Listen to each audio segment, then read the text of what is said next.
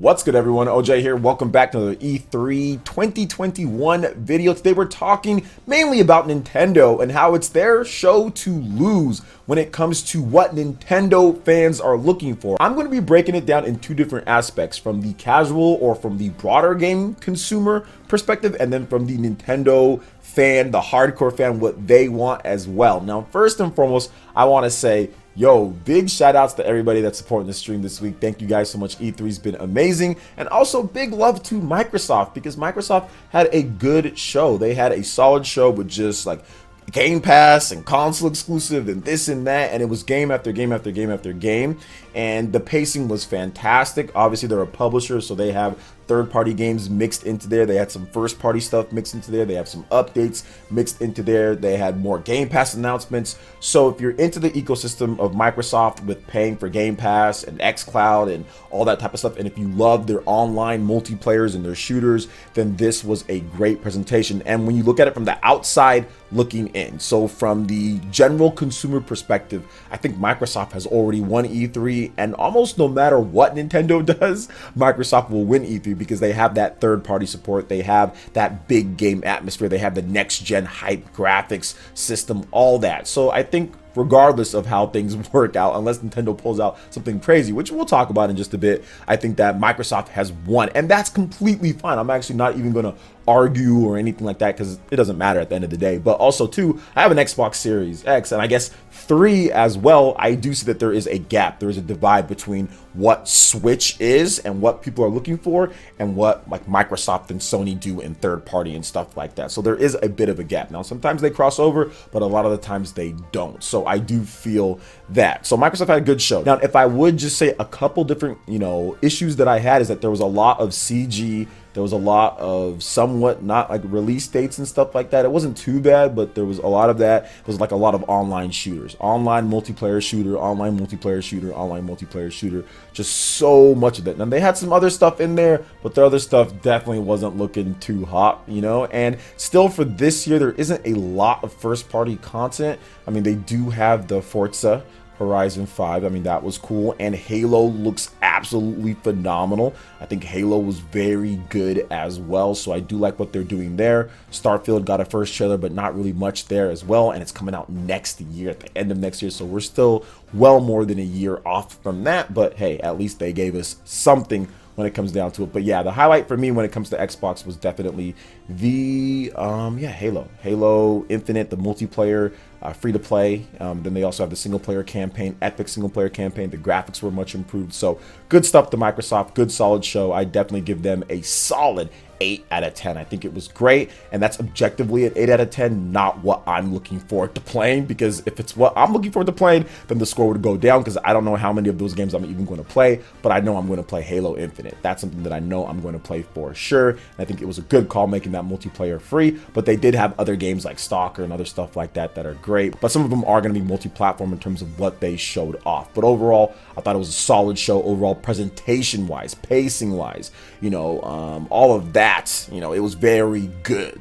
They put it out there, they laid it out there to where it was entertaining and I could watch, but nothing really made me jump out of my chair. Nothing, not a single one made me jump out of my chair. Like, oh my gosh, like this is crazy, because of the methodical nature of the trailers and the CG and everything. And I wasn't really surprised by anything that they showed. So good show though. I think it was still a good show, solid 8 out of 10 for me. Now, let's get into Nintendo and what they can do to win or steal the show or save E3 or whatever the heck you want to talk about, because Square Enix, not so good. Ubisoft, not so good. All the other presentations so far, meh on that so far. So Nintendo, I think there's a couple different things here. Obviously, Breath of the Wild. I think that needs to be like the center stone, or that needs to be like the key game that everybody's saying, wow, did you see Breath of the Wild? That gameplay, they really took something to the next level. They really brought it to something that we didn't see before. Like Breath of the Wild 1, that was great, but Breath of the Wild 2 is really taking it up to the next notch, the next gameplay level. There's so many cool ideas. So there needs to be a very dope trailer for this game. It needs to be good. It needs to show off what the theme of the game is and what they're doing. I'm hoping that they actually get that in there. If they do that, that's already off to a good start. Now, obviously, the 35th anniversary, that needs to be there. Like the Legend of Zelda 35th anniversary, they've got Skyward Sword, which is fantastic. Some people are upset with how they're handling that game, but what are they going to do with some of their previous games? What are they going to do with Wind Waker? What are they going to do with Twilight Princess, Ocarina of Time, Majora's Mask? We need some form of combination of those games coming over as well to celebrate this 35th anniversary. So there you've got some big Zelda news. Now next, they also need to kind of reach into the well a little bit. Maybe one game or so from those legendary or classic IP. And I mean legendary as in like folklore, hardcore Nintendo fan, F-Zero, Star Fox, Kid Icarus, Ice Climber, stuff like that. Some type of old IP that you don't see a lot, like you see with Mario and Zelda and Pokemon and all that. Bring that back and make it look amazing on the Switch. So there, that's already 3 things that would already make people pretty happy. Now what else? We need to see the return. Obviously Samus. Now I don't think we need to see necessarily Metroid Prime 4. Now that would be great, but if Nintendo actually had something like a 2D Metroid that looked absolutely amazing and it was new, or a remake that looked phenomenal, and they combined that with Metroid Prime Trilogy, for example, I think Metroid fans would be great with that. They'd be like, okay, cool, we got 2 of that. But if they were able to do a 2D Metroid, Metroid Prime Trilogy, and they show us the first teaser or look at Metroid Prime 4, that would be a home run. And I think baseline just with that, the Zelda stuff, a classic IP coming back, and also that Metroid goodness, all of that would be like, okay, that's enough for a lot of Nintendo fans to say, okay, objectively, we feel that this is better than anything else that's happened. Now, what they can do to put the extra sauce on there in order to make it a little bit better in terms of from the overall scope when it comes to the casual gamers as well,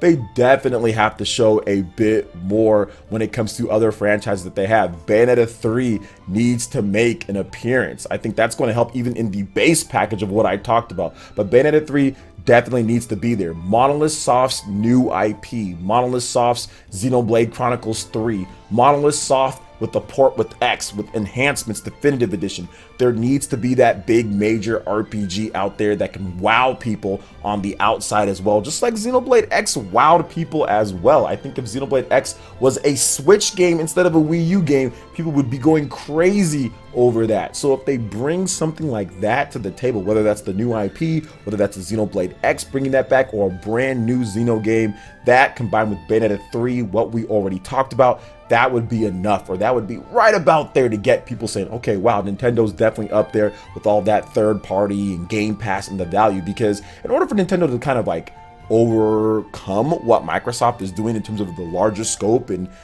casual market, they have to show that value is there, that more first party stuff, because Game Pass is like a freight truck, man. It is gaining steam and it's like a snowball. It's rolling, it's getting bigger and bigger and bigger, and casual consumers are taking advantage of that and seeing that as great value and better value than maybe buying that $60 game or that $70 game out there. So I think that Nintendo has to have like that overwhelming Nintendo quality first party support that overrides the value that you're seeing, which they've pretty much done that in this generation when it comes to the Nintendo Switch. They've been delivering so many game after game after game after game after game that it overrides some of the other issues like the pricing and stuff like that, and the graphics not being as good. So I think that if they have like the Bayonetta 3, if they also have the Monolith Soft game, the 2D Metroid, the Zelda, stuff like that, that's going to be really good and kind of go towards Nintendo stealing the show or saving the show, or however else you want to say it with it. Obviously, I'd like to see a few third-party games kind of mixed in there if they're able to get like a Persona 5, if they're able to get like an exclusive like they've gotten before in the past, something like Octopath Traveler or some type of Nintendo Switch exclusive. That would be good. Some other ports being announced, maybe some older 360, PS3 games or Xbox One, PS4 games that haven't been ported over, coming over to the system at a decent price and stuff. That would all help, considering that Nintendo's not getting a lot of the cross-gen games that are coming out at this point. Now, I don't feel, I know some of you guys might feel this way, but I don't feel that there's going to be a Switch Pro announcement, or there even needs to be that for it to kind of compete, just because Nintendo talked about software coming out in 2020. 2021. And I think that's the biggest thing overall. It's going to be the show pacing, right? When it comes down to it.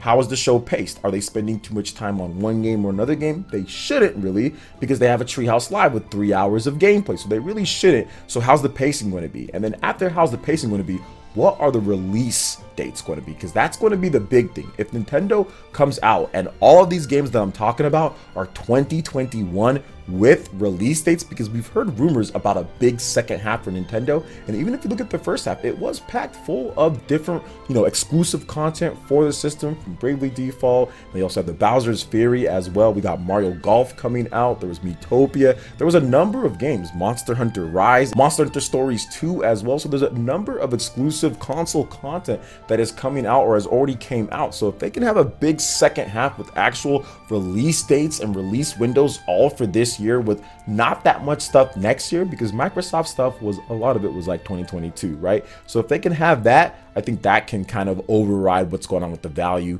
in terms of what Microsoft provided. And of course, in our sphere, when it comes to like what Nintendo fans are looking for, I think that would be a home run if they had all that. Now that's a lot to ask for, and obviously all that probably isn't going to happen. So any combination of some of those that I've talked about, like I said, I kind of segmented it a little bit, that would be good. That would be good. So we'll see what happens if Nintendo can steal this show, if it's their show to lose. We're going to see, guys. It's going down on Tuesday. I have a schedule up, links in the description. I will be streaming the show. We'll be going live early, multiple hours beforehand. So just as long as you have notifications enabled, you're subscribed to the channel, and you follow me on Twitter, you will be able to watch the show here, and we will have that hype, your predictions, and all of that. So what are your thoughts on what I have to say here? Let me know in the comment section below. All right, guys, that wraps it up for this video here. Check out the links in the description. We've got Twitter. Going to give us a follow on there. Stay up to date on all the latest gaming news and information. Also, make sure you like, comment, and subscribe, and share this video if you can. Thank you guys so much for watching.